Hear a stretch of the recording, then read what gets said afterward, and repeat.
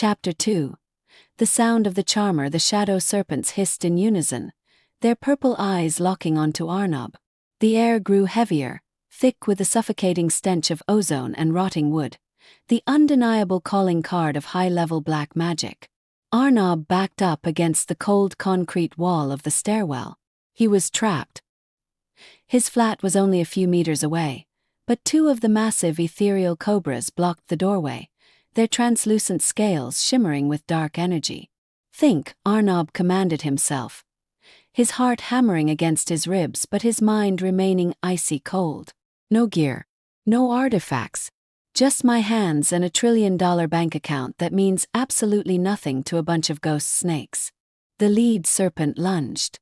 Arnob threw himself to the left, rolling across the dusty floor just as the creature's jaws snapped shut where his head had been a millisecond ago. The impact against the concrete didn't make a sound, but a blast of freezing spiritual energy rippled outward, cracking the paint on the wall. If that thing bit him, it wouldn't just tear his flesh, it would freeze his very soul. "Arnob!" a voice shouted from the lower flight of stairs. Footsteps pounded against the concrete, and a bright beam of ultraviolet light pierced the darkness. Rayan burst onto the landing, holding a heavy-duty tactical flashlight in one hand and a metallic canister in the other. He didn't hesitate. He slammed the button on the canister, releasing a thick, hissing cloud of salt-infused phosphorus gas directly into the face of the second serpent. The creature shrieked, a sound like tearing metal, and recoiled, its smoky form flickering violently as the blessed salt eroded its manifestation. "Get to the flat!" Rayan yelled, throwing a secondary canister toward Arnob. "My gear is barely holding them off. These aren't normal spirits, man. They're tethered to a living master." Arnob caught the canister mid-air, scrambled to his feet, and sprayed a defensive line of the gas between himself and the third snake.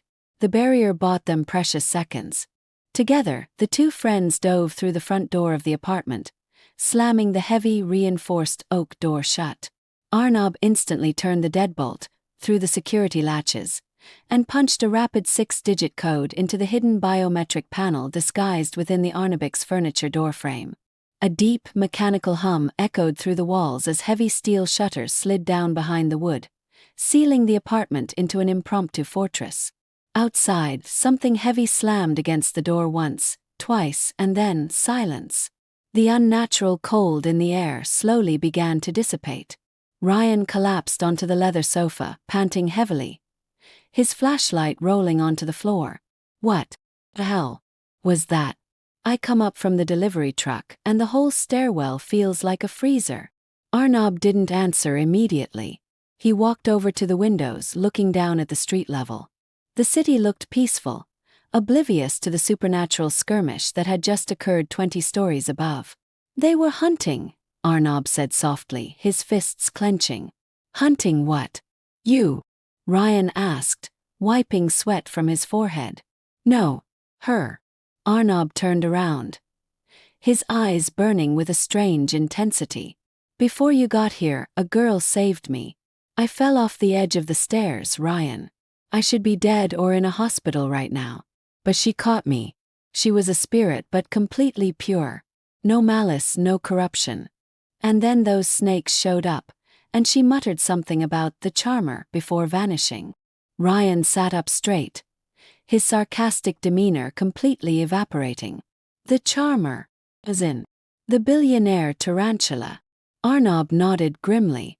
For months, intelligence reports passing through FAA Global Holdings' private security division had hinted at a shadowy figure operating in the upper echelons of global elite society. A billionaire who amassed his fortune not through tech or oil, but through the black market trade of souls and ancient curses. They called him the Snake Charmer. If the charmer is using his constructs to hunt a rogue spirit in this city, she must be holding something incredibly valuable, Rayan reasoned, crossing his arms. Or she is the valuable thing. Whatever she is, she saved my life. And I don't like being in debt, Arnob said, walking toward a large floor-to-ceiling bookshelf. He reached behind a heavy mahogany encyclopedia and pressed a hidden button. With a soft hiss of hydraulic pressure, The entire bookshelf slid backward and parted down the middle, revealing a glowing high-tech armory. Rows of monitors displayed global energy readings, and secure glass cases held various minor relics they had collected over the past year. But the central pedestal was empty. "We're exposed here," Arnob stated, staring at the empty pedestal. "The salt canisters and steel shutters won't stop a direct assault if that tronic brings his main forces. We need a real weapon. Something that can cut through dark magic seamlessly." Ryan stood up, walking over to the main computer console in the armory. He tapped the keyboard, bringing up a secure satellite map of Asia, zooming in sharply on the snow-capped mountains of Kyoto, Japan. "I've been translating those ancient texts we intercepted from the black market auction last month," Ryan said, pointing at the flashing red coordinate on the screen. "The myths are real, Arnob.